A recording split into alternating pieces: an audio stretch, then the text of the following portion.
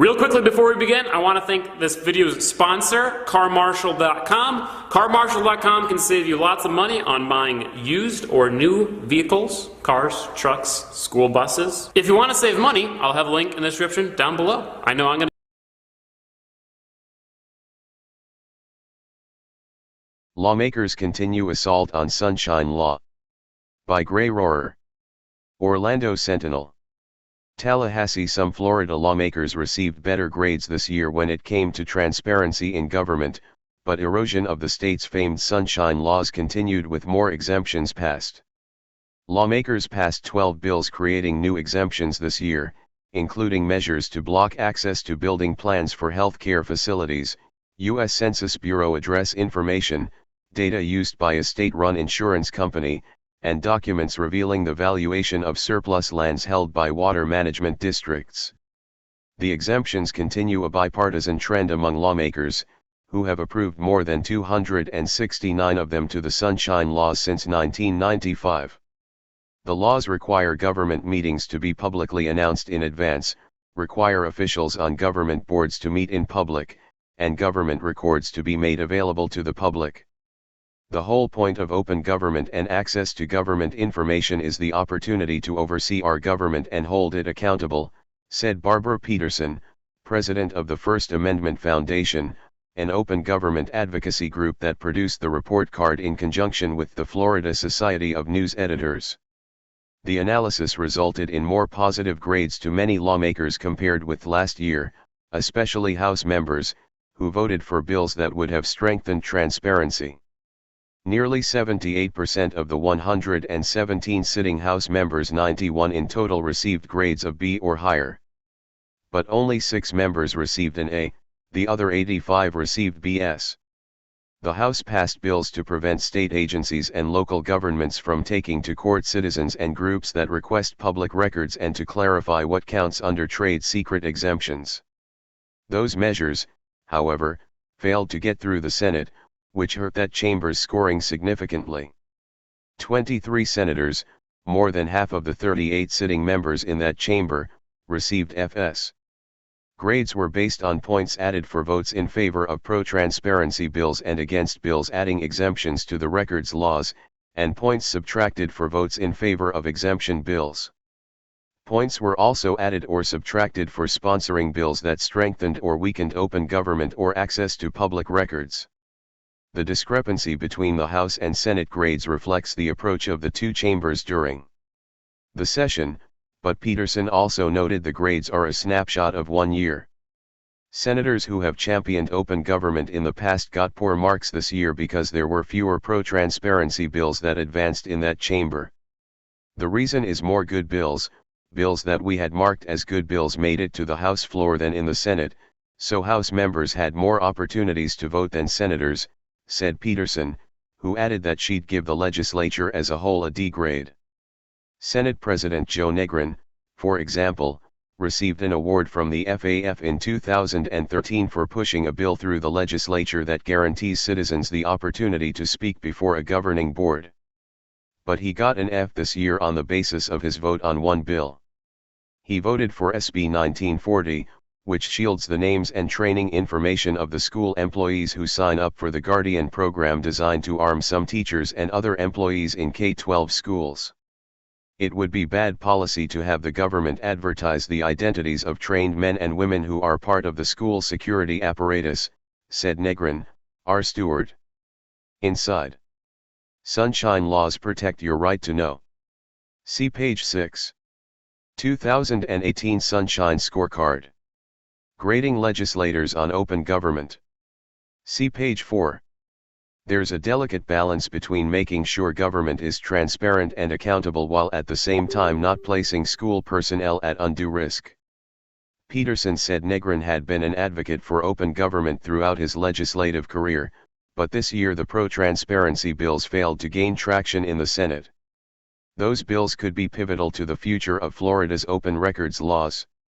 One measure, HB 273, would prohibit state and local governments from filing a civil action against those requesting records, as the South Florida Water Management District did against an environmental group this year. Peterson said such moves have a chilling effect, increasing costs for the average citizen to access information. The bill passed the House unanimously, but died in the Senate. Another bill, HB 459, would have clarified what counts as a trade secret, making it exempt from disclosure. The bill came out of the Pitbull scandal, in which almost all of the Miami rappers' contract with the state tourism promotion agency was redacted until House Speaker Richard Corcoran sued, revealing he was paid $1 million. The bill passed the House with just 2 no votes, but it never got a hearing in the Senate. Peterson said without a uniform definition of trade secret, governments can use the exemption to block access to nearly any part of a contract. Several Central Florida lawmakers received poor grades, partly for sponsoring or voting for bills that would have blocked access to video and audio recordings of deaths.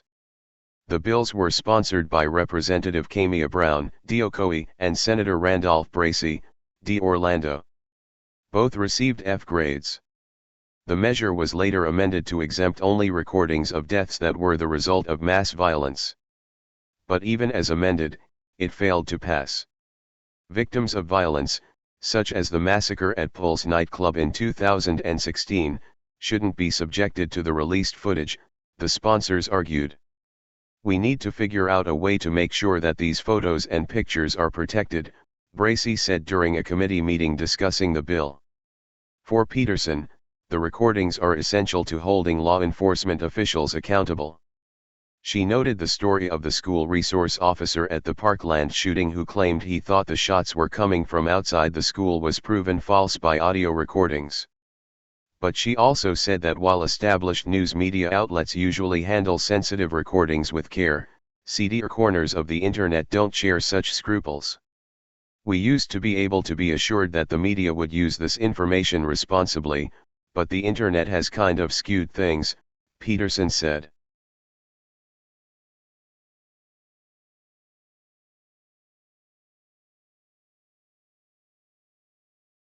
Area lawmakers brush off transparency criticism.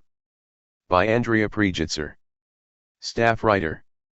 Local lawmakers stood firmly behind their votes this past legislative session, despite receiving mostly mediocre grades tied to their levels of support for bills important for transparency.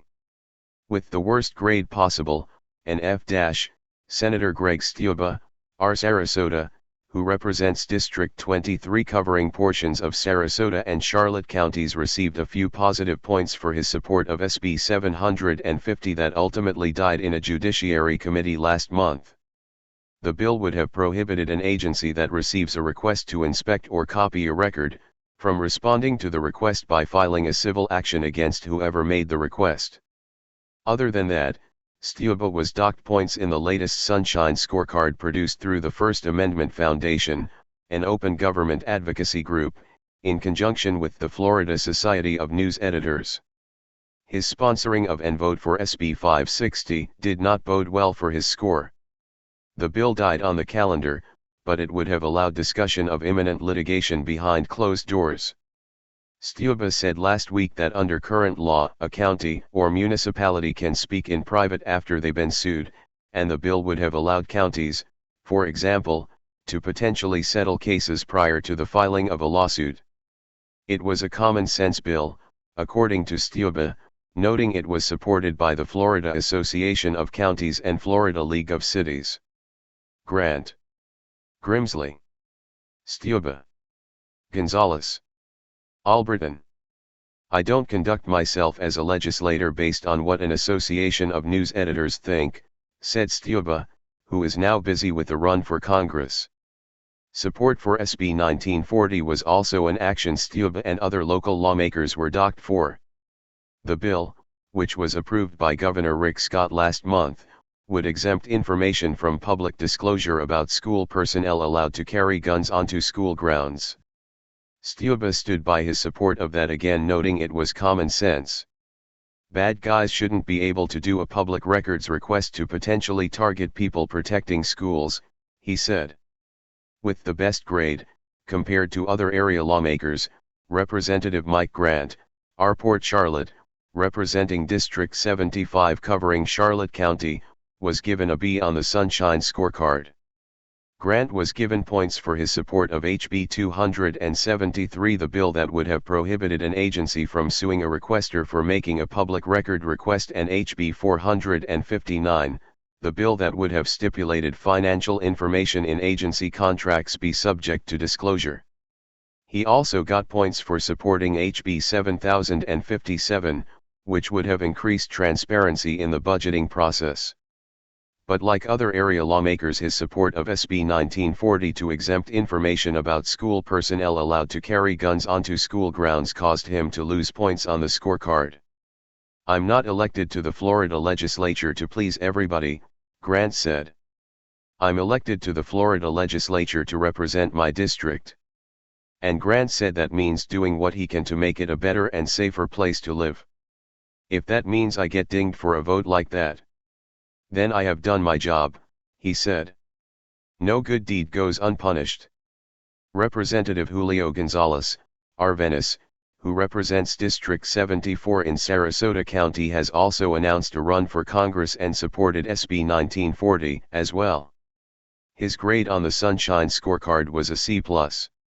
He was viewed favorably on the scorecard for also supporting HB 273, which, had it passed, would have made certain information related to agency contracts no longer confidential or exempt from public records requirements. Gonzalez also got points for supporting HB 7057, which would have increased transparency in the budgeting process, even though it died in a committee last month. But Gonzalez was penalized in points for his support of HB 653 that did not survive session but would have exempted from public disclosure audio and video depicting events leading up to and following the killing of a person. It was amended on the House floor to protect only audio and video depicting the killing of victims of a mass shooting.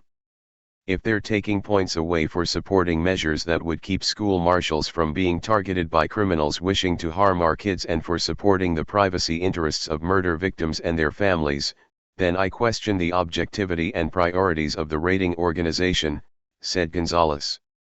I don't think I'd strive to earn a favorable rating from them anyway. Also garnering a C+, Senator Denise Grimsley, R. Lake Placid, who represents District 26 covering portions of Charlotte and DeSoto counties, explained she believes in transparency but noted that very few transparency bills included in this grading process made it to the Senate floor. Grimsley also supported legislation to exempt audio and video of killings and identifying school safety marshals. For the video exemption, Grimsley said, I supported the measure only after the bill sponsor offered a public assurance that the broad exemption would be narrowed if and when it reached the Senate floor. And as for the other bill, Grimsley said, I believe that disclosing the names of school personnel designated to carry firearms compromises school safety. There is no need to telegraph to would-be assailants the identity of school marshals. Representative Ben Alberton, R. Wauchula, represents District 56 including DeSoto County and received a B-. Alberton is running for State Senate District 26, currently held by Grimsley, who is running for Florida Agriculture Commissioner. He was also dinged points for supporting the bills involving audio and video of killings and identifying school safety marshals. He earned points for supporting prohibition of an agency from suing a requester for making a public record request, disclosure of financial information in agency contracts and increasing transparency in the budgeting process. The grade isn't spectacular, but my conscience is, said Alberton. As far as video and audio of killings, Alberton said, I would not want to see even inadvertently my loved one laying on the ground with blood running out of their head. I have children, I have a wife, said Alberton. I support my vote. According to the grading criteria, a completely neutral score would result in 0 points and a C grade. Legislators could get a bonus point for communicating with the Florida First Amendment Foundation about a bill, though no local lawmakers did. Email, operaegitzer@sun-herald.com. Hey Charlotte County, this is Charlotte County COPWATCH, and I just wanted you to know that I am using this stuff under fair use, And also remember to like and subscribe this channel. Also too, keep in mind I do not make any money on YouTube. This is 5 hours work a day, you know, fighting for freedom. And you can donate with PayPal and Patreon. I just want you to think about this. If everybody gives to PayPal and Patreon, Patreon is every month. Actually, PayPal you can do every month. I have 12,000 subscribers. If everybody gives, I can quit my regular job and go full-time investigations on Charlotte County and possibly even more and beyond. So just keep that in mind. If everybody helps out, I can go full-time doing this. Thanks.